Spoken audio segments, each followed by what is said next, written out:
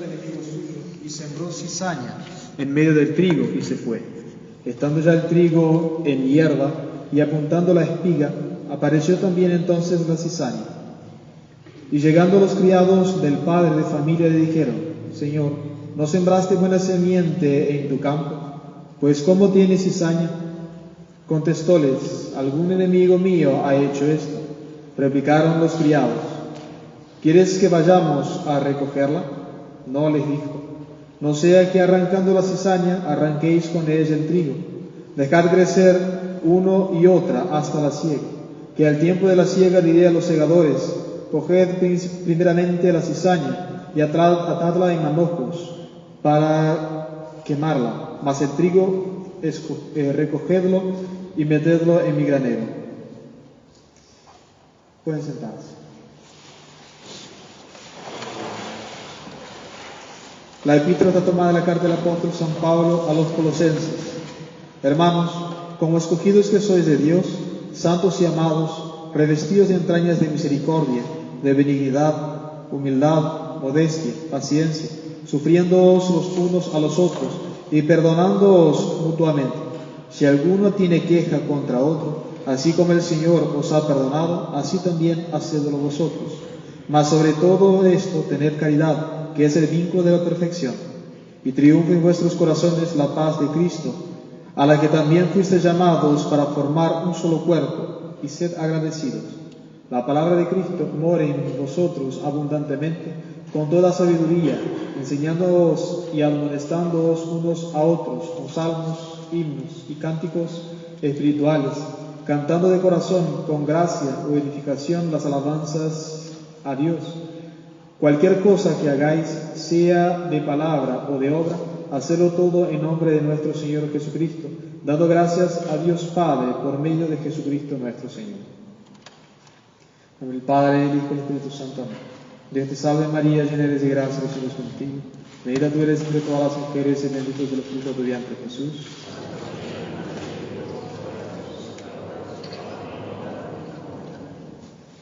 El domingo de hoy es el último domingo después de la Epifanía.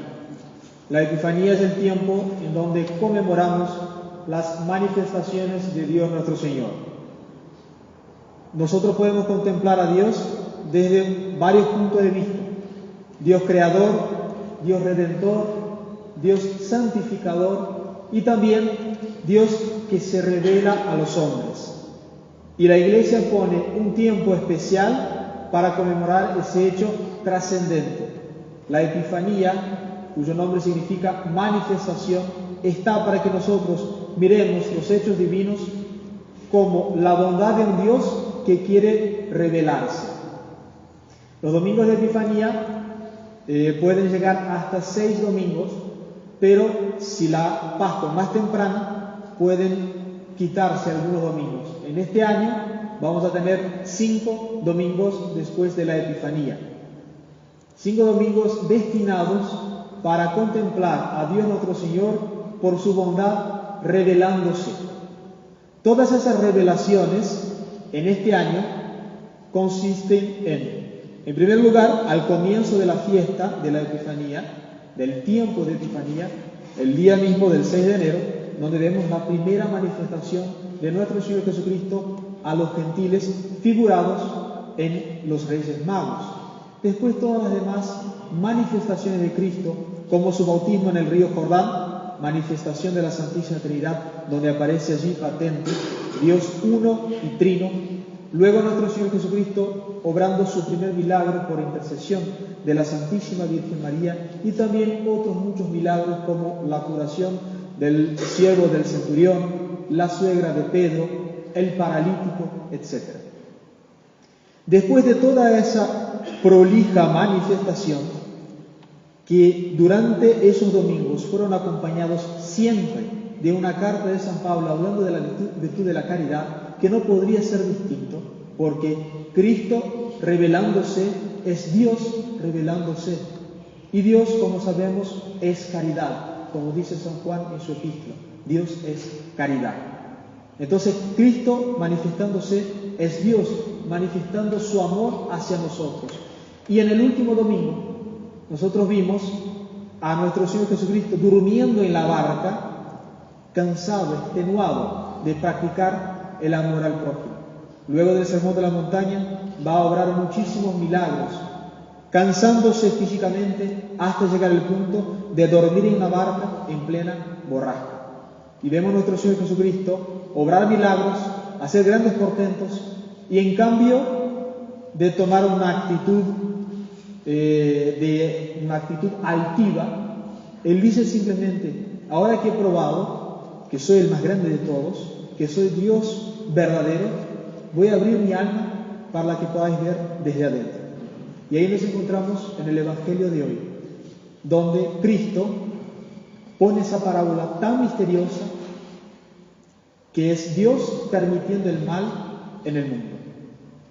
San Pablo tiene una instrucción muy tangible del por qué Dios permite el mal. En la segunda carta a los Tesalonicenses, el segundo capítulo, San Pablo dice que Dios enviará la operación del error para condenar a aquellos que no tienen amor a la verdad. Repito, Dios enviará la operación del error para condenar a aquellos que no tienen amor a la verdad. Dios, entre sus manifestaciones, quiere siempre probar la sinceridad del amor. El amor debe ser sincero. Y como en la bonanza es fácil amar, Dios a veces permite la borrasca para probar nuestro amor, para probar la sinceridad de nuestra caridad. Hasta el punto que veamos a nuestro Señor durmiendo en la barca de nuestras vidas, pero nosotros debemos confiar de que Él está allí dispuesto a salvarnos cuando Él quiera. Pero debemos pasar por la borrasca, que ejemplificado en el día de hoy es la cizaña sembrada en medio del trigo. Que eso tiene una aplicación muy buena para el día de hoy, porque nosotros precisamente vivimos en una época donde la cizaña nunca fue tan abundante, donde la maldad en el mundo jamás llegó a semejante colmo. ¿Y por qué Dios lo permitió? Dios ha enviado la operación del error para probar quién tiene amor a la verdad. Entonces, ¿por qué Dios permitió que la iglesia fuera arrebatada con su nombre, con sus edificios, con su jerarquía y transformada en algo falso? ¿Por qué Dios permitió eso? Para probar quién tiene amor a la verdad. Solamente Dios permitió que la sede esté vacante hoy, que la iglesia, físicamente hablando, en Roma haya sido arrebatada para probar quién tiene amor a la verdad. Y de entre los errores que pueden salir de esa permisión de Dios, tenemos varios, que así como la cizaña debemos distinguir del trigo. Porque cuando nosotros vemos la iglesia atacada, ¿qué hicieron los del tiempo? Se firmaron en lo que llamaron tradición. Pero muchos pensaron que la tradición era lo viejo, era lo antiguo, simplemente por el hecho de ser viejo, simplemente por el hecho de ser antiguo. Y no es así. La tradición es lo verdadero, no lo viejo. Dios nuestro Señor, manifestándose a los hombres, ha dado las verdades, ha dado las tradiciones, pero Él mismo tiene total derecho de cambiar lo que es cambiable. Ejemplo de ello: en el Antiguo Testamento, el día del descanso era el día del sábado. Vino nuestro Señor Jesucristo con la autoridad divina que tiene y cambió ese día para el domingo. Cambió lo que era la tradición. Y pudo cambiarlo porque la tradición no es lo viejo, es lo verdadero. Por lo tanto, cuando nosotros queremos resistir a los errores del Concilio Vaticano II, debemos atenernos a la tradición, pero sabiendo que la tradición no es lo viejo, es lo verdadero. Porque si nosotros nos asimos a la tradición pensando que debemos atender a lo que es viejo, vamos a caer en el error de la fraternidad San Pío X, por ejemplo, que piensa que solamente la misa siendo en latín, que los sacramentos siendo administrados de la manera antigua, ya es suficiente. Y no es así. ¿Qué es lo verdadero? ¿Qué es la tradición? Lo verdadero, la tradición, es la guía infalible que me lleva a Dios. Pero esa misma tradición debe estar sujeta a un líder, a una persona que me apunte lo que es verdadero, lo que es tradición. Y por supuesto estamos hablando de la figura del sumo pontífice. El Papa, por supuesto, el Papa verdadero, no esos atorrantes que ocupan de manera falluta el trono de San Pedro, nominalmente desde Roncalli hasta el actual. Estamos hablando del verdadero pontífice.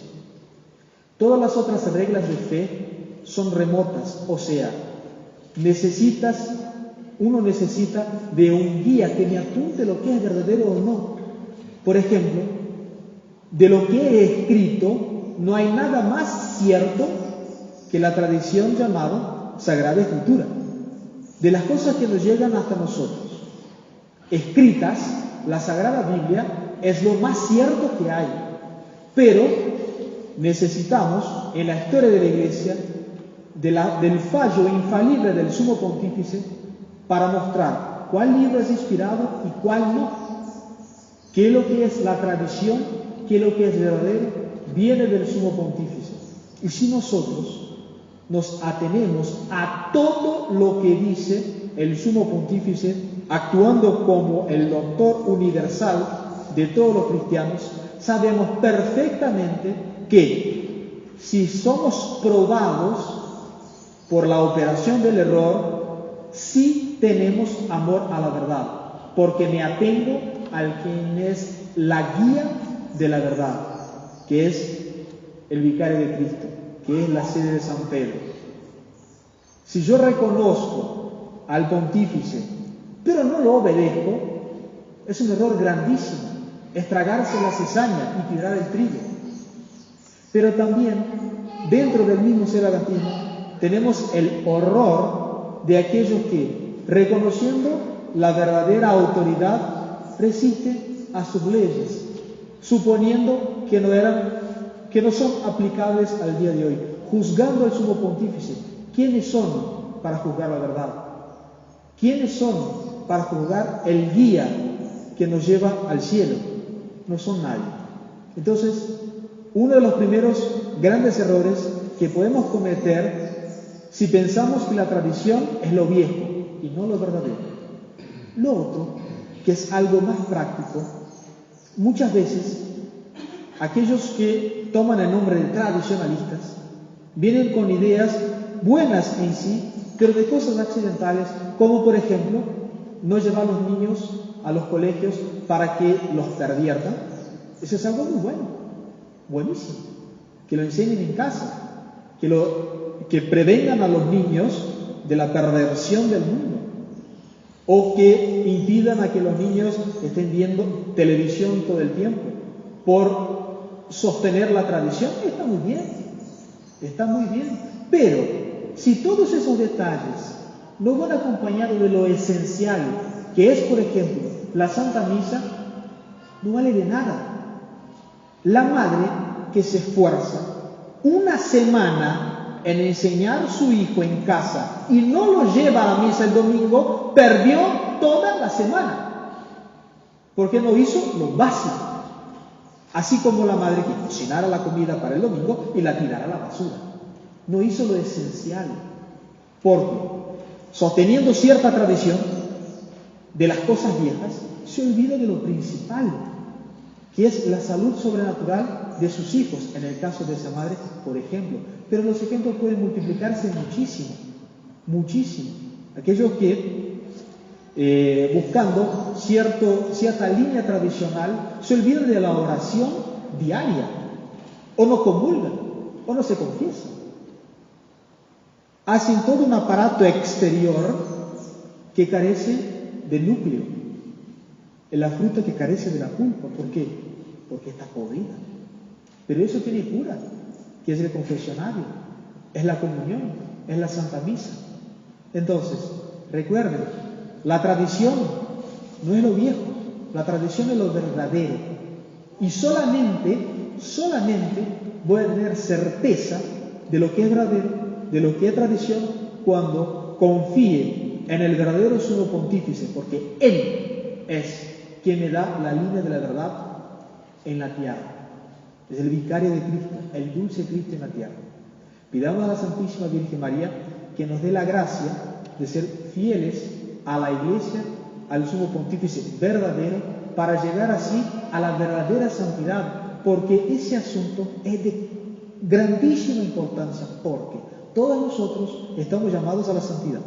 Dice nuestro Señor Jesucristo en el Sermón de la Montaña: sed perfectos como vuestro Padre Celestial es perfecto.